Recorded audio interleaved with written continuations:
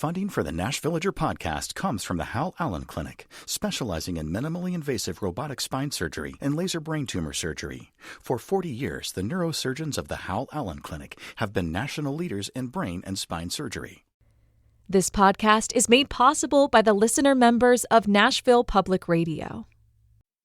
This is the Nashvillager podcast.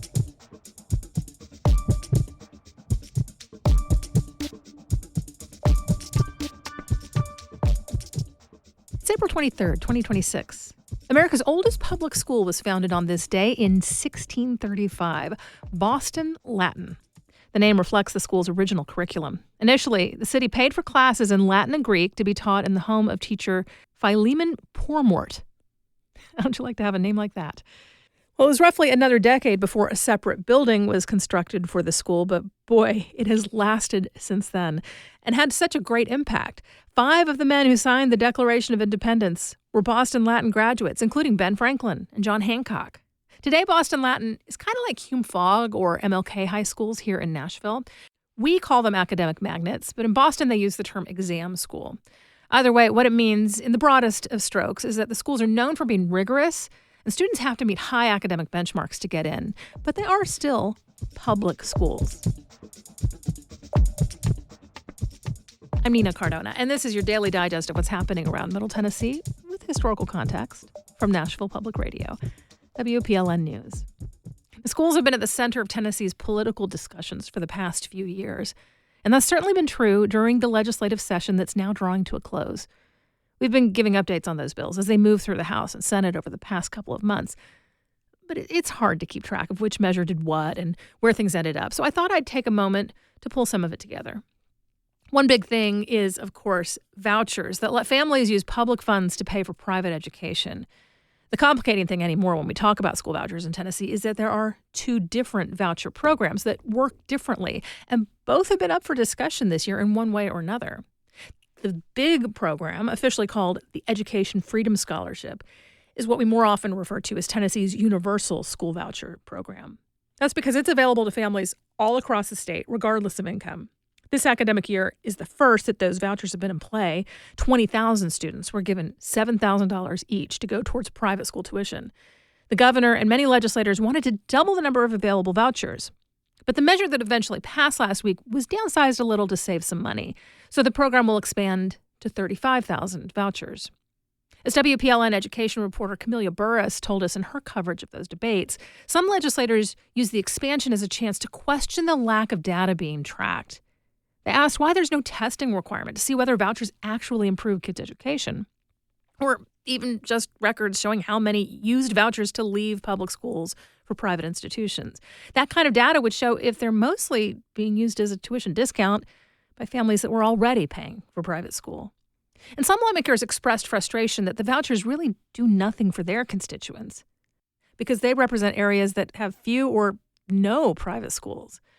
Now, the other kind of voucher in Tennessee was designed with all of those concerns in mind. The Education Savings Account, or ESA, was launched in 2019 as a pilot program. Those give families more money, but they come with far more restrictions. ESAs are only available right now in 3 of the state's urban school districts: Metro Nashville, Memphis-Shelby County, and Hamilton County, which includes Chattanooga. They're limited to students who were in public school before getting an ESA voucher. The kids have to be legally considered at risk, and their household income can't be above a certain threshold. Once they enroll in private school using that voucher, those kids have to take some of the annual standardized tests used in public schools so that their progress can be compared to the students in the schools that they left. At least, that's how things have worked up until now. This year, lawmakers have been working on making that program align much more closely with the bigger Universal Voucher Program.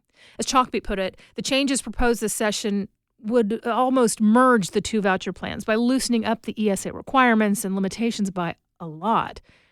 The specifics of that measure have been a moving target throughout the session. The language of the bill has been amended in pretty substantial ways at various times. It's been hard to follow if you aren't in the middle of things at the State House, and maybe even if you are. And ultimately, it came just shy of passing the Senate yesterday. Since it ended up failing, at least for now, the ESA vouchers will be their own, more strictly regulated thing. But while voucher expansion has been one of the really big education issues in this legislative session, it's not the only one. School bills have also interacted with the overall push to address immigration on the state level. At the start of the legislative session, one bill was submitted that would have let public schools either refuse to enroll undocumented students or charge their families tuition. The Senate passed it. Over in the House, folks raised the alarm that it might put more than $1 billion of federal education funds at risk. So that chamber substantially adjusted the measure to instead be about making schools track the citizenship status of students and report the findings to the state. That's also an expensive proposition. That level of data keeping could cost around $55 million. That version passed the House a little over a month ago. Because the two chambers approved different language, more action is necessary before either of those ideas becomes law. And there actually hasn't been any action on either side since mid-March. On a very different note, the Senate approved a bill to provide feminine hygiene products for free in public schools with a high percentage of disadvantaged kids. Now, that is still moving through the House, but it was favorably received in the House Education Committee. The session is nearly done. The budget passed last week, and lawmakers are barreling on through the items still left on their agendas. What doesn't pass before they go into recess is considered dead for good, or at least until someone submits a very similar bill next time around. But if they do, they'll have to start the whole committee process all over from scratch. In just a few minutes, more protections for Tennessee's most biodiverse river. That's coming up after the newscast.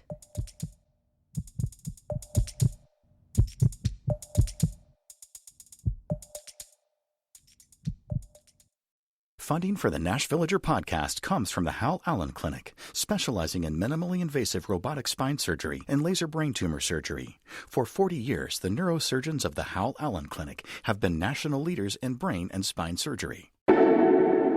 I like to say Nash Villager in the morning, this is Nashville in the afternoon. I'm Blake Farmer, the new host, and yes, WPLN's midday show is also a podcast, and we understand lunchtime listening may not be your thing, but that doesn't mean you have to sit out. You can listen wherever you get your podcast, like right here, or ask your smart speaker to play the latest episode of This is Nashville.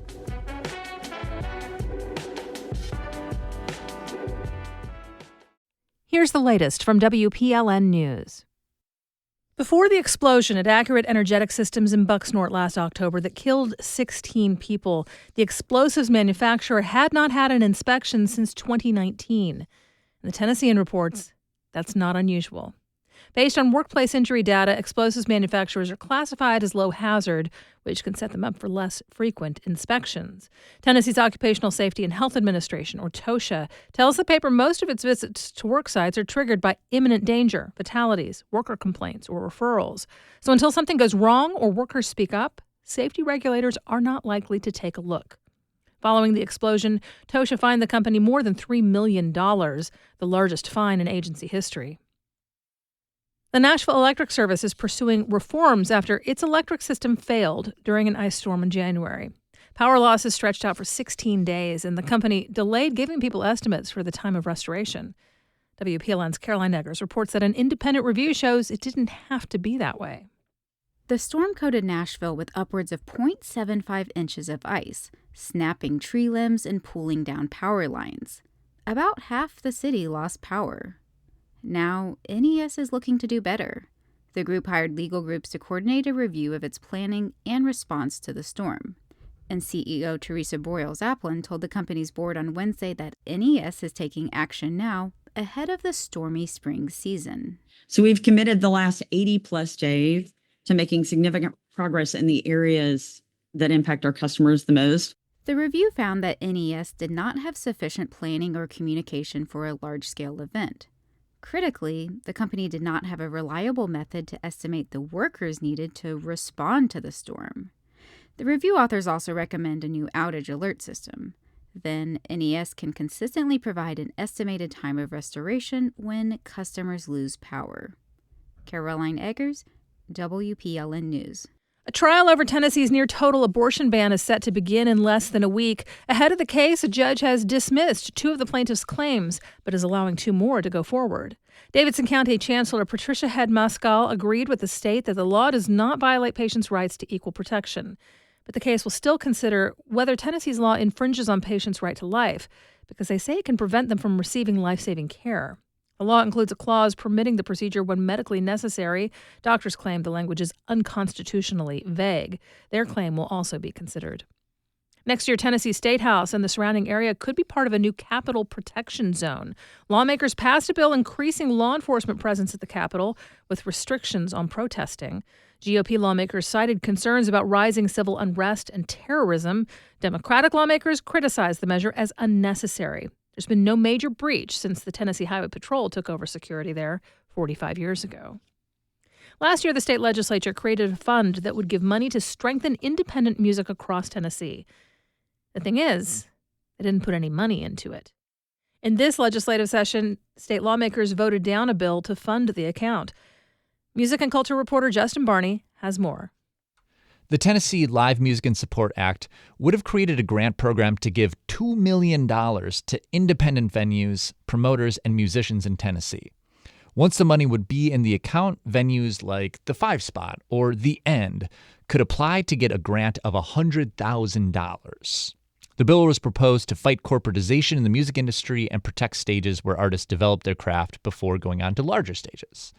It proposed to raise the funds by putting a tax on all concert tickets sold on the secondary market, which would raise the price of resale concert tickets. The bill moved through the lawmaking process with relative ease and bipartisan support. There wasn't even opposition from Live Nation, who owns Ticketmaster. But at the last minute, the bill was shot down in the Ways and Means Committee by an 11-15 vote. However, the fund is written into law, and proponents of the bill will look for private funding to create a pilot program, and then they may take it up next term. For Nashville Public Radio, I'm Justin Barney. The former metal scrapyard site that has blighted the East Bank area of Nashville for decades has been cleared for redevelopment.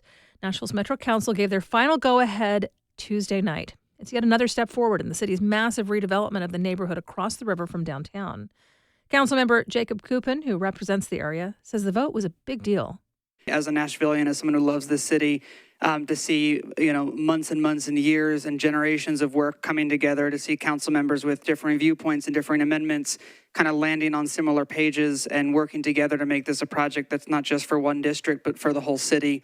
After heavy debate, the rezoning plan ended up with many amendments.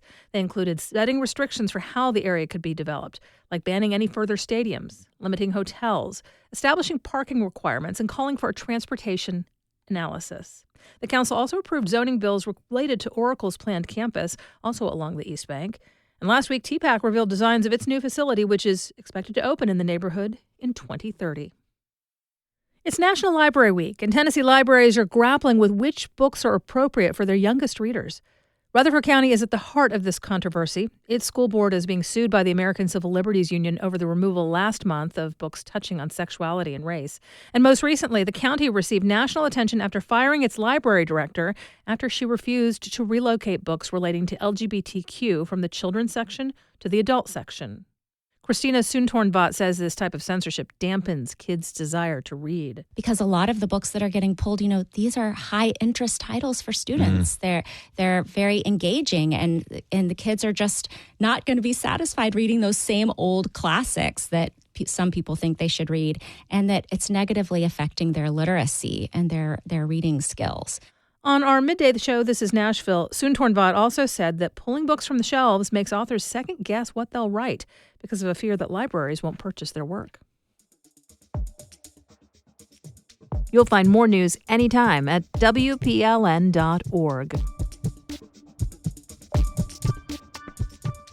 The Duck River is considered the most biodiverse river in the United States and one of the most endangered. Governor Bill Lee recently created a committee tasked with protecting it, and soon he'll decide on a key action, a bill to prevent landfills from being built near many of the duck's ecosystems. WPLN's Caroline Eggers takes us to the banks of the river. We'll be back.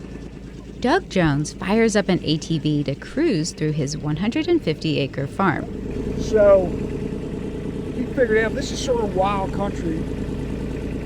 What's left of it is wild goose. He passes a meadow of yellow flowers surrounded by dense woods. We have mountain lions come through here occasionally. Really? Yeah, we have big rattlesnakes. People go, He also has eagles and bluebirds. This green over here is my dove field. I don't deer hunt. The older I get, the less I want to shoot anything. He drives us down to the lowest part of the land, the border of the Duck River. You never know what you're going to find down here, Carolina. Okay. I mean, it can be trick or treat. All right. Jones loves his river. He lights up watching animals interact with it. There go 2 wood ducks. Did you see them? The Duck River boasts the most biodiversity of any river in North America, with 150 species of fish and 50 different mussels. And the ecosystems and animals extend beyond the water to caves, oak forest, and wetlands. Jones has been advocating for the river's protection for decades, and 2 years ago, he founded a group called the Duck River Conservancy. Jones identifies as a conservative, like many of the folks in his group. We're not tree huggers. We're farmers. We're hunters. We're landowners. Everybody just wants the best for the river. The biggest win to date is what the state legislature just did. They created a 2-mile buffer zone around the entirety of the Duck River and its tributaries. And within that buffer, landfills cannot be constructed. Jones says it's a rare state-level success against a powerful industry and its allied groups. We fought the landfill companies and the solid waste companies, and the Chamber of Commerce, and I don't know who. You never know what other big corporations are lurking around like dinosaurs or something. Usually, Jones says efforts to protect nature in Tennessee create political divisions. But that didn't really happen here. The bill passed easily in the House and unanimously in the Senate. A pair of Republicans sponsored the bill. Representative Pat Marsh represents Bedford County, where the Duck River runs through 90 miles of it. With a strip of land now protected, that basically leaves 75% of the rest of the acres that we can do whatever we want to do, whatever the citizens of Bedford County and of the area want. Companies have been proposing landfills across the state in recent years. In 2022, a company proposed a landfill near the Duck River in Murray County. It was on land once owned by Monsanto, which created chemical weapons and buried waste there for decades. That proposal, now effectively defunct, sparked a lot of pushback. But any landfill poses danger to rivers. Digging pits destroys habitat, leaks pollution, and harms animals. The new legislation aims to curb impacts by siting landfills away from water. And not just the duck. Harpeth Conservancy Director Grace Stranch says it also protects the creeks and rivers that flow into it. Because so much of the Duck River is the Duck River watershed. And there's so many other communities who have fought hard to protect the Piney, to protect Lick Creek. She says it's exciting to have little streams recognized as special on a statewide level. And all sorts of people rallied together to make it happen. It gives me a lot of hope that we can, even though we're separated in so many ways, that we can come together to protect our drinking water source. Back on the farm, Doug Jones is also celebrating. But he says his work protecting the river is far from over, as it's still vulnerable to development and water withdrawals. He hopes this latest effort will show what's possible politically. This isn't about liberal and conservative. It's about protecting our natural resources.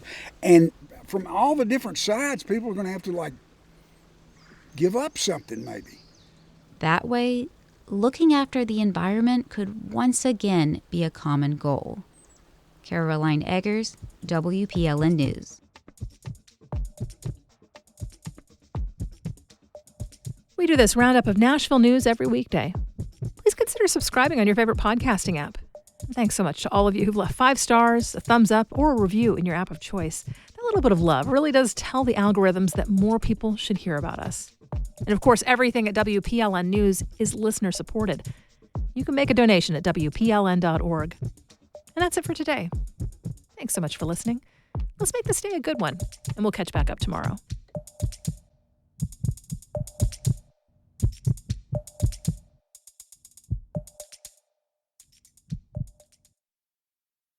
Funding for the Nash Villager podcast comes from the Hal Allen Clinic, specializing in minimally invasive robotic spine surgery and laser brain tumor surgery. For 40 years, the neurosurgeons of the Hal Allen Clinic have been national leaders in brain and spine surgery.